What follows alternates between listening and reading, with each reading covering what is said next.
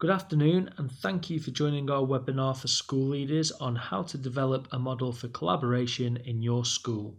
We would like you to get involved in this session, so we will be using the chat facility to get you to text in questions or comments throughout.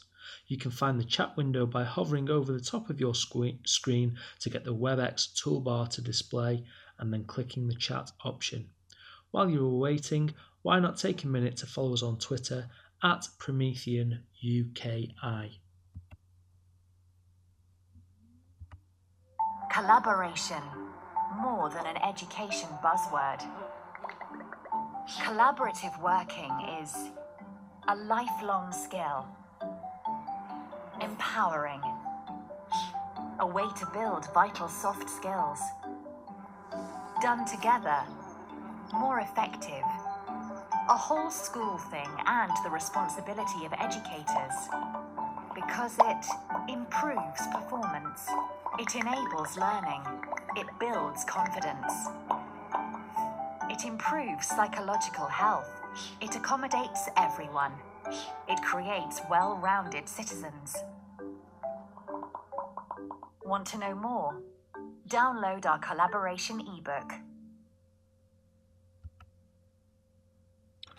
Once again, thank you for joining our webinar today. In this session, we will consider why collaboration is such an essential skill for school leaders to prioritise in our schools. We will look at ways school leaders can develop a model for collaboration with suggestions for immediate practical steps. I'm Andy Stevens, your host for this afternoon. I will be managing the chat for this session.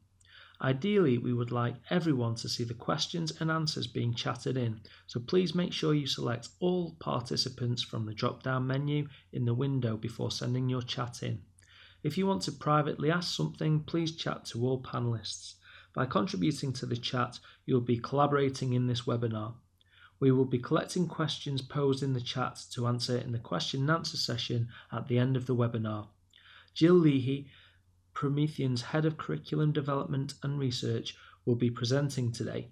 Jill's research interest is in exploring and facilitating technology's role in realising more effective educational systems through the themes of curriculum development, teacher effectiveness, and assessment.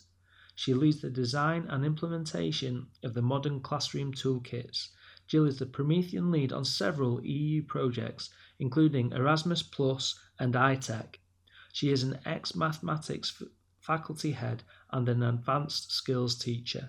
She was also part of the UK government's national strategy team, which developed assessment for learning and assessing pupils' progress materials, which are used by schools throughout the country. I will now pass you over to Jill to get us started. Thank you, Andy, and thank you to all our Promethean collaborators behind the scenes working on our collaboration resources. I'd also like to thank our colleagues, in particular Mark Robinson, working alongside me in capturing the best collaborative practices from our learning communities, and also in advance for all of you for joining and collaborating through the chat and questions. On the screen, you can now see the agenda for today's webinar. Visiting schools around the UK, we have the privilege to see excellent examples of collaborative practice. Forward-looking schools investing in techniques and technologies which help staff and students work faster and better in and out of school, on and offline. But we are also aware that this is not happening everywhere, with many schools finding it difficult to adapt to more collaborative practice and use it well. In this webinar, we will share some background on why developing collaborative working among all our students is an essential skill for them to live, learn and earn in our modern world. Although we will consider some of the more formal definitions of collaboration and research-based evidence, our aim is not to make the term collaborative working prescriptive, but more descriptive. The very flexibility liberating teachers by recognising that one approach does not fit all. Various models help to shape successful collaboration. We are going to share our simple model, which considers collaborations through the dimension of the student, teacher and task, as they go on a journey of experiencing to exploring to owning collaboration.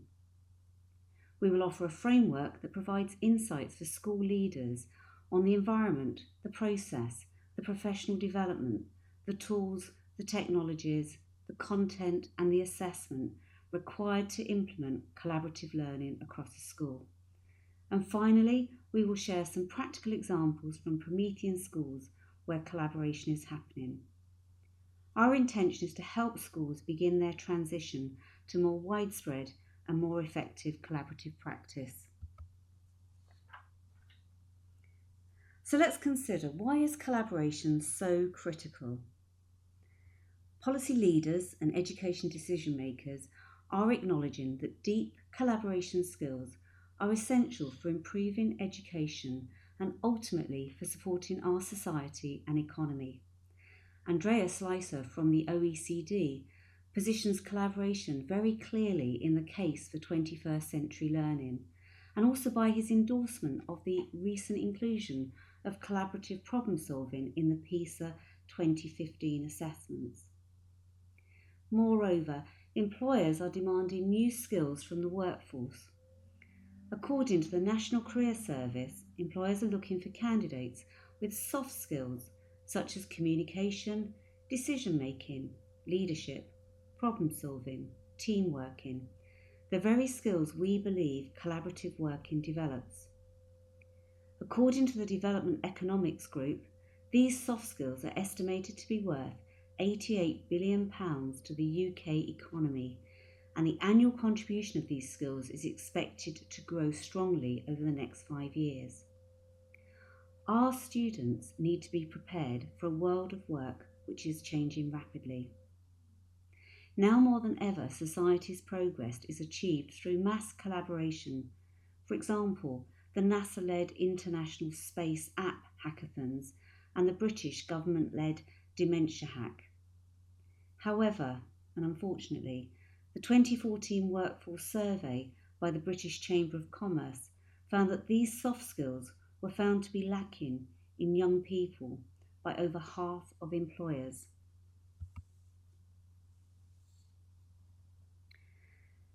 Now let's consider some of the research base.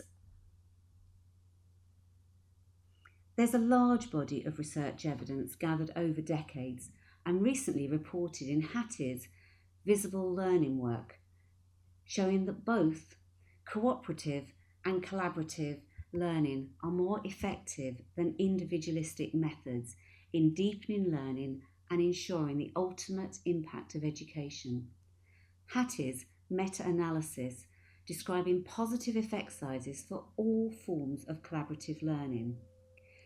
Collaborative learning is firmly grounded on the principles of education theorists such as Bloom, Vygotsky, Bruner, Slavin, Dewey, who collectively describe the benefits of developing more student-focused learning environments that place the student at the centre of learning. For example, Vygotsky states, collaboration involving learning is a social act and not to be done in isolation, through to Nuttall more recently in his book, The Cultural Myths and Realities of Classroom Teaching and Learning, referencing that 25% of the learning that happens in classrooms today is critically dependent on peer talk. This year, the Education Endowment Foundation Toolkit section on collaborative learning identifies classroom approaches which promote talk and interaction between learners tend to result in the best gains. So we can see that research evidence is there to support developing collaborative skills in our students. So what do we mean by collaboration? Well, collaboration is a very loose term. There's no blueprint. Teachers may begin by delivering a level they feel comfortable with, reflecting on it and afterwards with students and colleagues. As they develop their collaborative practice, they might add new techniques and technologies where appropriate. Almost all teachers are already doing some form of collaborative teaching. They may have observed that their students sometimes work in parallel with minimal interaction. Sometimes they might work together, sometimes they might be competing, All of these can be part of collaboration. We're going to define full collaboration when students make personal progress alongside and with others, with a focus on the desired output. Students are accountable to one another, and with the correct guidance will self-manage this. Pupils are prepared to expect and understand difference, recognise it in themselves and others, and harness it. We're going to use Slavin's definition of cooperation, which involves inherent interdependence. I like to think of the cast and crew of a theatre production, for example, where the roles and responsibilities are clearly defined, but are open to some negotiation. In cooperative work, there is a strong sense of accountability. And also, competition, used well, can be an effective method of collaboration, particularly between teams in achieving a target, a goal, or a success. It can be popular, especially when linked to rewards, and can help to develop entrepreneurship and leadership skills. However, it does need careful handling. So let's think about how we might develop a pedagogical model for collaboration. Various models exist to help guide a school's approach to embedding collaborative practice in teaching and learning. Experience tends to suggest that the simpler models work best. The model we have developed for your consideration is a 3-stage progression path which shows how the student, the teacher, and the task embark on a journey together, moving from experiencing to exploring, and finally to owning collaboration. Using this model enables us to project how the roles of the teacher and student in relation to the task and activity might look in the classroom at each stage.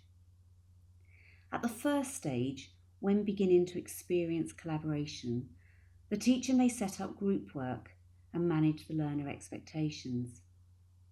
The student will learn core concepts such as respect, belonging, sharing, and trust, and the task set will have clearly defined group and individual accountability. Once collaborative work has been experienced, the classroom can move to exploring further possibilities. The teacher will want to reflect and interact with the feedback from the student and task. We will start to see the students develop skills in negotiation, listening, summarising, and clarifying their ideas and synthesising the ideas of others. The task set should provide opportunities to develop key learning processes. Structured approaches and well-designed tasks will accommodate teachers to talk and interact and reflect on the processes required. Ultimately, the classroom will own the collaboration. The teacher will allow the students to own their own learning and apply their knowledge in new ways, deciding and co-constructing the learning experience. The students will recognise individual strengths and weaknesses and collaboratively plan to maximise the resources and skills of the group. The students will take responsibility for their learning and decide on their own tasks which best achieve their learning aims.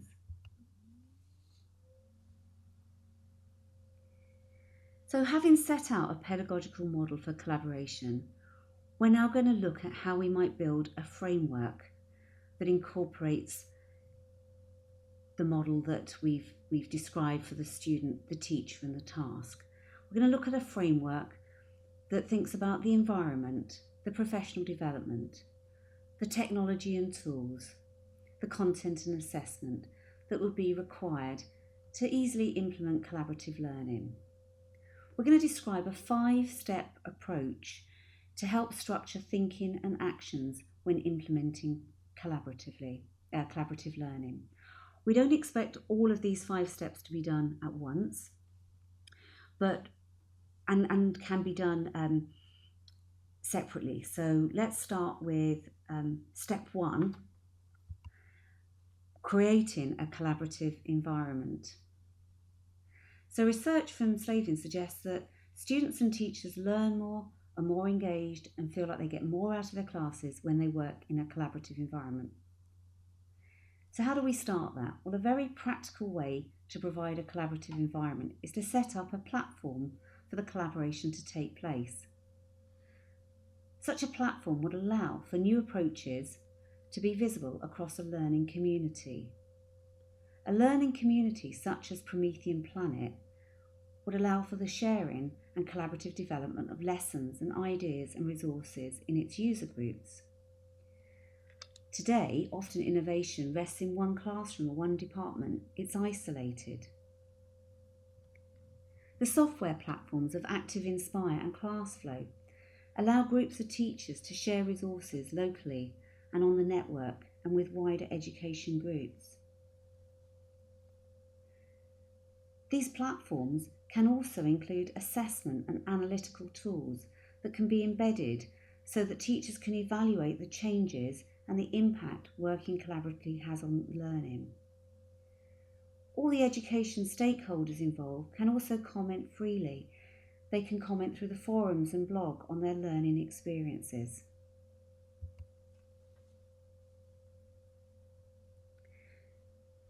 Step 2.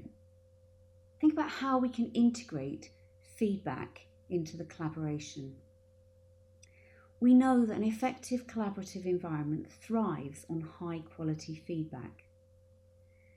Feedback from the teacher can be very effective if it is focused on goals and objectives and provides learners with the information they need to develop their own learning. Although in reality, feedback is often only focused on corrections and fixes in order to maintain the lesson pace and the content coverage. The very best teachers will use feedback to encourage student verbalisation, and they will listen intensely to their students and react and plan the learning accordingly. One of the most impactful forms of feedback is peer-to-peer, especially when it is based on sharing and developing strategies.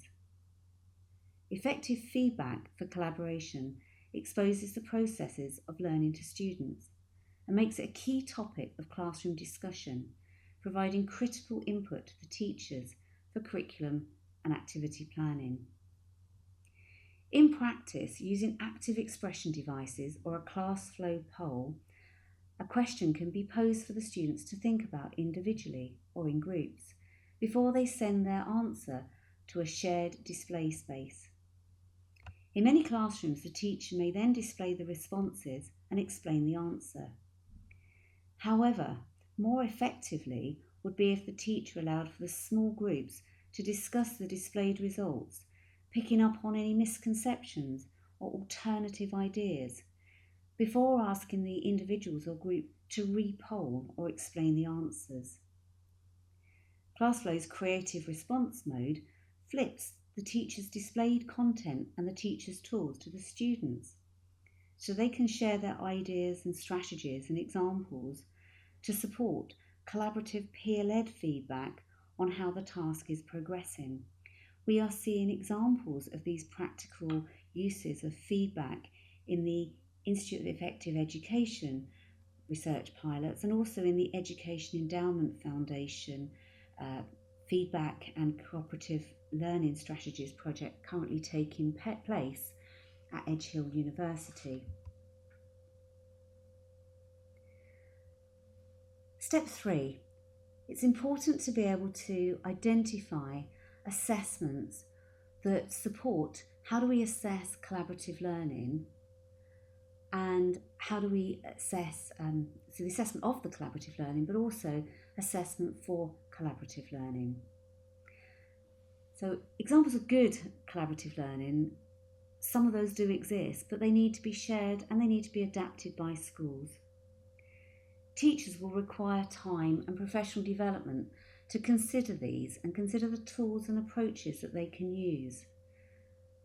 Such approaches are using observation rubrics, sampling work, taking snapshots, group interviews, debriefs during activities, analysing the chats where a chat function is available, looking at activity reports, Students also will require time and guidance on using assessment tools and approaches.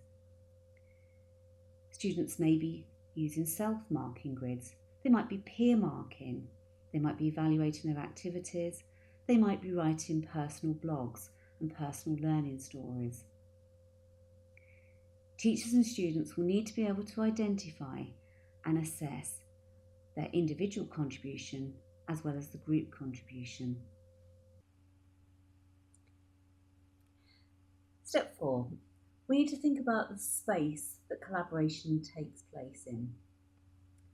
It doesn't need to be constrained by time or by location.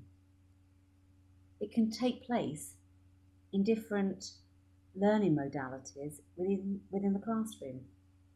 A teacher may manage collaboration at a whole class level. For example, managing students sharing strategies and approaches to problems with their peers and guiding the discussion from the front of the classroom. They may work in groups at tables, completing small group work activities, sharing efforts to complete specific tasks and making products. The teacher may provide tasks and assignments that encourage the students to explore and reflect on how they work together, which deepen their learning. Groups may meet to plan and review ideas and the tasks.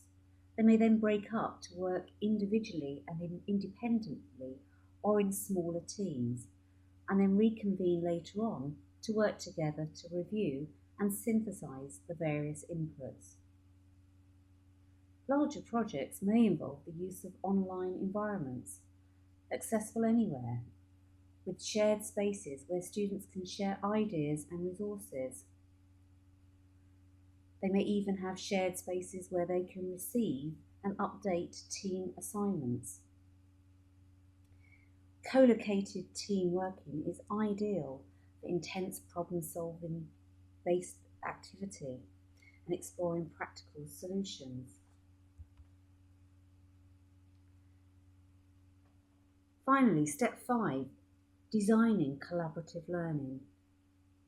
You cannot expect learners to develop effective skills in collaboration unless they see it modelled by the stakeholders responsible for their learning and also embedded into the design of their learning activities. Rubrics make it easier for teachers and learners to jointly reflect on how activities are planned.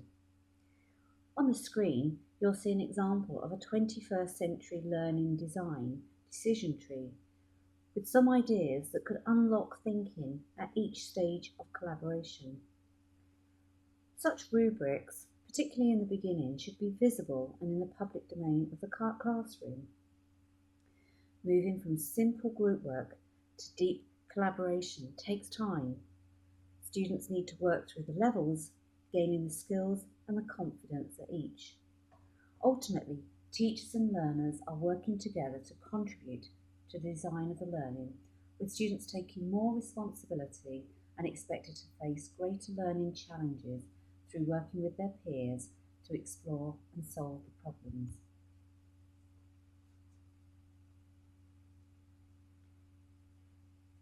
Now to consider some examples of Promethean's work with collaboration.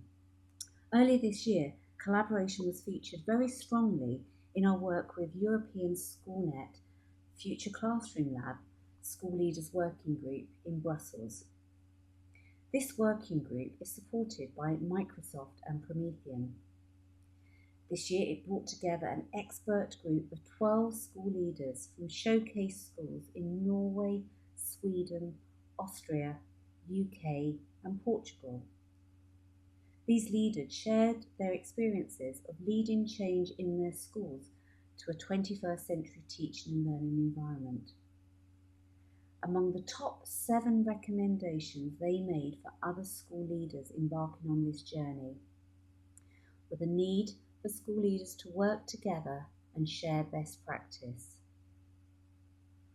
the need to network among their school leaders, the need to have a culture of collaboration, and also to consider what support is needed and what technology is needed for collaboration. Within our school-based pilots, Promethean are involved in several classroom-based education research projects. One of these is iTech. iTech focused on teacher effectiveness, new learning scenarios and digital pedagogies.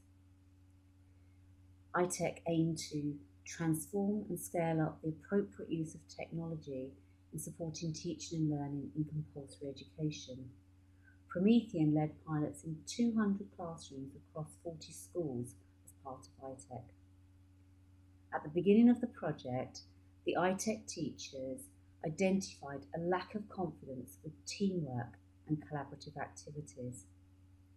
At the end of the project, 4 years later, in the final report, it showed that a transformation had taken place. 88% of the teachers and students agreed that by engaging in iTech learning activities, students' skills for collaboration were increased. Also, the student roles in the classroom had changed. They became peer assessors and tutors. They trained each other and they co-designed their learning. Soon there will be a range of in-depth reports relating to these projects that Promethean have been involved in. So you will be able to read more about them from the Promethean World website. I'll let Andy tell you more about that soon. I'm now going to hand back to Andy to find out what's happening in the chat and what questions we have. Thank you, Jill. The first question that we've had in is, will adopting collaboration be more work for my staff? Yeah, that's a question we often get asked. I think because collaboration is about transferring some of the ownership of learning from the teacher to the student, it shouldn't result in more work for the teacher. It should be more work for the student. And once the students act as their own and peer support, the demands on the teacher will be less. Right, okay, so looking at the chat, I agree with Lewis that in the beginning it could be a little bit more work, but after it's started and once the teacher starts to understand it, then it'll become much easier. Next question we've had in, if students are always working in groups, how will teachers personalise learning? Yeah, firstly, let's say that students do not have to always work in groups. We know that effective teachers use a whole range of strategies in their classroom, of which collaborative learning is one of them. And also, collaborative working doesn't mean students will not have individual goals or tasks that have been personalised to them. In fact, in true collaborative working, particularly cooperative working, there should be individual accountability and group accountability set within all tasks. Right, yeah, we can see in the comments as well that everyone has a stake and it's applicable to all. The next question we've had in, I know lots of very effective teachers who get good results and seldom use collaborative learning in their classrooms. Why should they change? I think we have to see it as our duty as educators to prepare our students with the skills they need for the future. At the beginning of the webinar, we saw a very clear case for why adopting collaborative working in the workplace is necessary, and also the evidence of why we should be using it in schools. So we need to help these effective teachers feel confident enough to try these new approaches. And if those teachers that are already trying these new approaches, we need to encourage them to open their doors to share with others. Yeah, so basically the students don't have time to wait for the teachers to pick up on these techniques. Okay, so there's a great comment from Jenna in the chat about how many primary schools are already seeing a good collaborative practice among children, often peer marking and planning together. But Jenna also comments that these practices need development amongst teachers. So there's another question here from Joseph. Please explain accountability and how students are expected to manage this. Okay, I think what I'd like to do is share an example from iTech, the project I mentioned earlier, where we had to design solutions to a real problem. We had to make smoothies, or we had to prepare revision materials for exams. And so learning activities were set with interim goals. And students had to work individually to dream up the idea and then present their plan to others in their group before they could explore and map those ideas and look at existing solutions as a group. They then reflected and then they made the product as a group, although within that they had individual roles that they'd agreed on. And finally, once they'd made the product, they had to show to the class and also to an expert in that field to get their feedback. So each of these learning activities of iTech, the dream, the explore, the map, the make, the reflect, the ask, the show, can be assigned to groups as tasks or can be assigned to individuals as tasks. I mean, certainly in the beginning of the project, we had to scaffold quite carefully some rubrics and sort of guidelines so that students could understand what good looked like at each stage of the process. But gradually, as we got more practiced in it, the rubrics had less structure. And by the end, we had some students actually creating the rubrics themselves, saying what good would look like and using things like the experts to define good on the products and the exam board specification to define success for the revision resources. Sorry, I know a long answer, but I also want to mention a wealth of materials out there that help to develop roles and accountability in collaborative work. For example, we've got the National Strategies Pedagogy and Practice material. There's the Kagan tools, and there's sort of cooperative learning activities from Robert Slavin as well. Okay, that's great. Thanks very much, Jill. Just to finish off, our contact details and our Twitter handle are on the screen now. If you have any questions, please get in touch. You'll be sent an email with a link to the recording of the session in a couple of days. So if you visit the prometheanworld.com/collaboration website to view the model, and we will shortly be releasing an ebook which covers the collaboration framework covered today with practical examples. Thank you again for joining us.